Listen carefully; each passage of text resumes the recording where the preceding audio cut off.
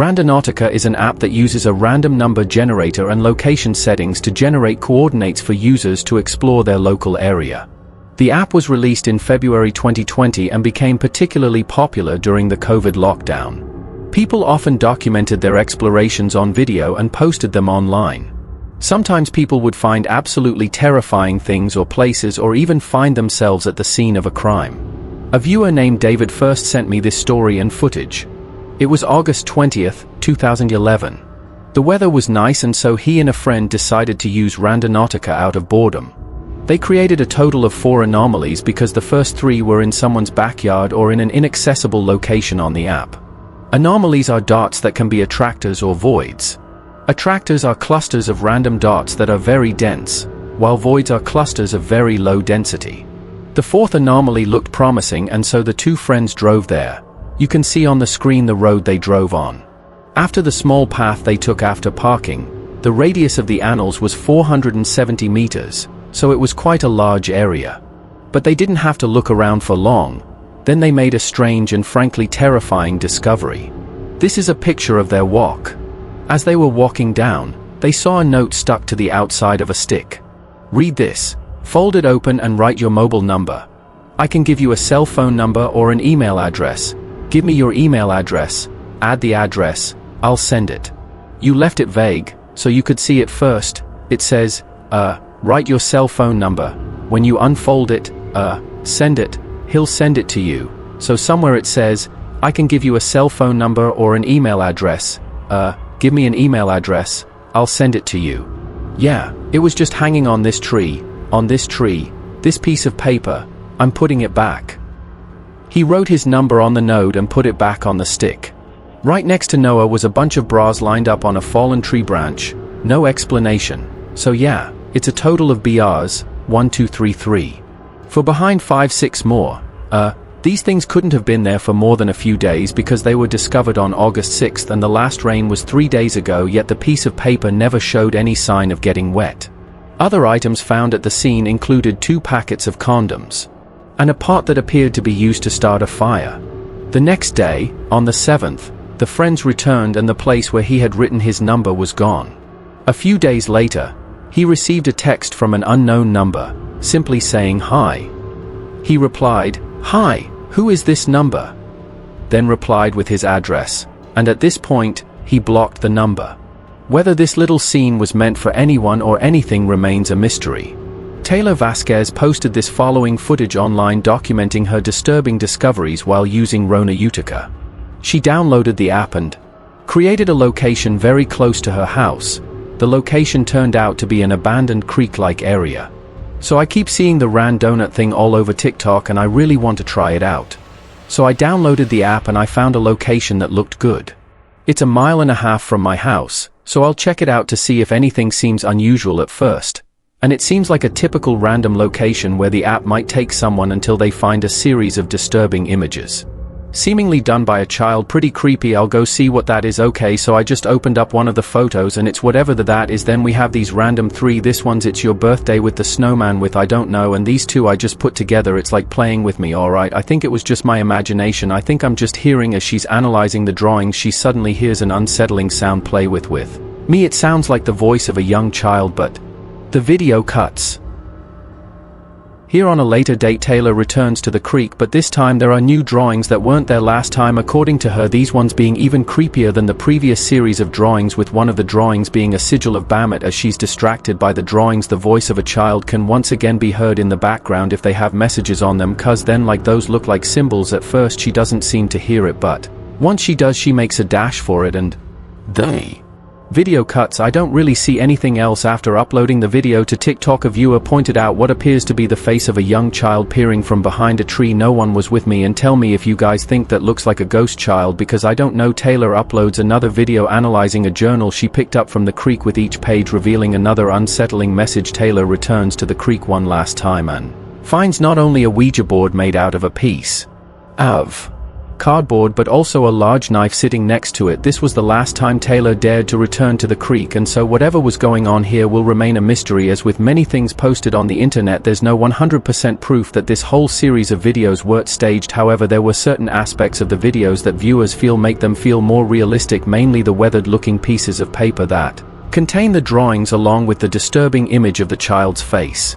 The video, whether or not this was genuine, is really up to the viewer to decide. This story was sent by viewer Davy S. One night as she was scrolling through TikTok, she came across a story about a few teenagers who were using Randonautica, and after following the set of coordinates they were given reached a secluded beach area where they saw a suitcase washed up that contained something disturbing, but I'll talk more about that in a bit. Davy and her roommate Ash saw this and were determined to make their own unsettling discovery on the app. They invited 2 other friends to join them, and when they all got together they gathered in Davy's room and figured out how to use the app. They set a radius around their current location 29 kilometers or around 18 to 19 miles. After hitting the button to get the location, a screen popped up telling them to set their intentions for what they want to learn and experience during the outing. The word they input was spooky. The location the app gave was eerily close to her house. Davy and her friends live in a rural part of Alabama and Lookout Mountain, and at the bottom of the mountain is an abandoned steel plant among a few other abandoned buildings and a lower Enome neighborhood. The location that gave the group of friends was 3 streets away from them. The location was on a very long road that led on for miles and miles without any other intersecting streets. The friends gathered into Davy's car with her friend Misa in the passenger seat and her friends Ash and B sitting in the back seat. It didn't take long for the girls were told to go down the road, and as Davy was about to turn left, he looked at the road sign Owl Hollow Road. Davy's friends went from being loud and excited to instantly quiet. He said, "We're here." Davy was driving down this dark road surrounded by trees and without street lights. It was pitch black at around 1 a.m. So the group was definitely feeling the dread as they headed towards their destination. Davy was driving along the side of the road. At this point, all 3 of Davy's friends pulled over. The whole thing became unnerving as they saw a very dark path leading into the woods. The 4 friends sat in the car for a few minutes, wondering if they should go through it. But they were all feeling uneasy. The group began to agree that they were being watched, even though they were in a locked car. They were alone with only a dead phone and a switchblade, so they all agreed to leave and they drove further down the road. They were driving and there was nothing but trees and the occasional street lamp as they explored this narrow road. Davy was getting tired and decided to take a 3-point turn on the very narrow road and head back home. The group realized they had to cross the road again. Davy looked in the rearview mirror and saw a hooded male figure standing in front of the road. He stepped on the gas harder, but he didn't say anything to his friends because he didn't want to scare them. The friends briefly talked about that night before going to bed around 2 a.m. The next morning, Beck went home and Davy took Ash to work. Misa decided to hang out with Davy for a while longer, then she would have to be back home in a few hours. They discussed going back to the road because it was daylight and they felt a little more comfortable. They went back to the path and this time got out of the car and walked along the path with the keys and phone in one hand and a pocket knife in the other. I realized that this was something they hadn't noticed the night before because it was so dark that they began to feel that something was off. I saw them again going up the path, which was almost as clean as a dustbin. He described it as having tires, fast food trash, household items, etc. The 2 of them looked around for a while longer and saw a bunch of mattresses that had been scattered during the cleaning. The annoying part was the mattress, bed, pillows, blankets, sheets, what to expect on the made bed. The scene was so unsettling that the 2 friends agreed to leave. They quickly went down to the car and stopped about halfway in front of Misa. Davy and pointed towards the forest. "What's the matter?" When he saw a red cooler in a small ditch, which they had not seen on the way up, they went down to the ditch and to check it, and when they walked up to it, both friends smelled, while exploring the surrounding area, some kind of putrefactive stench. Seeing the body of a dead cat lying a few meters away, avoiding getting too close to the body, he grabbed a large stick and tilted the cooler upright, which was a bit heavier, which made it difficult to hear the sound of something tearing inside, as if it was filled with ice. I put it on top and opened it a little, and when it opened, a gust of hot, humid, foul-smelling air hit Davy in the face, and immediately insects and maggots began to crawl out of the cooler, along with a terrible. The smell of decay overpowered the smell of cat food a little more. All he saw when he opened it was a piece of wet black hair. Davy ran back to Misa and yelled for her to get in the car. Misa frantically asked Davy what was in the cooler, but she couldn't open her mouth.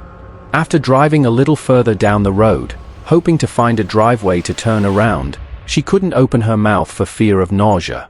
Davy finally gave up and took another very tight three-point turn on the narrow road, but the two of them had to cross the road once more. As they crossed the road, Davy noticed some pieces of wood on the road that weren't there before.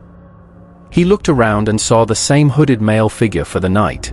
Then, standing in the woods, he drove his car over the pieces of wood, damaging the bottom of his front bumper, and then quickly drove back home. Since this incident, he and his friend have been back on the trail, recording the trail as you're watching. Davy Randonautica deleted the app.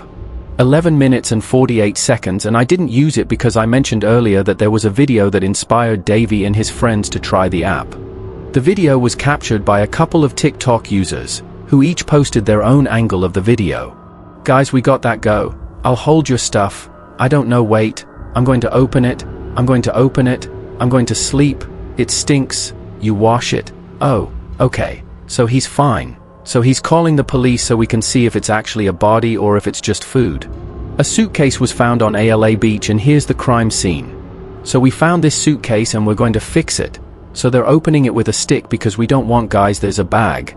There's a thing like a black bag.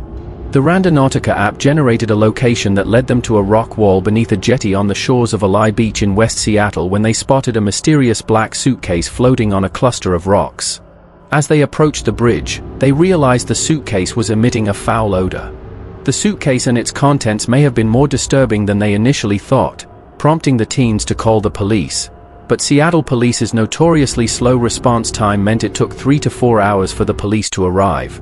And by then the tide had risen so high that the suitcase had been swept away, requiring a scuba team to retrieve the suitcase and its contents. The remains of Jessica Lewis, 35, and Austin Weiner, 27, were found inside a suitcase. The black trash bag inside the suitcase was their killer, their landlord Michael Dudley, with whom they had previously argued over their rent payment. Neighbors reported hearing a male voice screaming on the night of the couple's murder. "Please don't do this. Just let me go before you shoot," and it is said to have happened 10 days before the suitcase was found. The videos were eventually removed by the teenagers using an app with so many people that it is designed to send you random places were created where sometimes it is inevitable that people will go. They will encounter some terrible things that they should not have found. So if you use the app or something like it, it is better to be aware of your surroundings.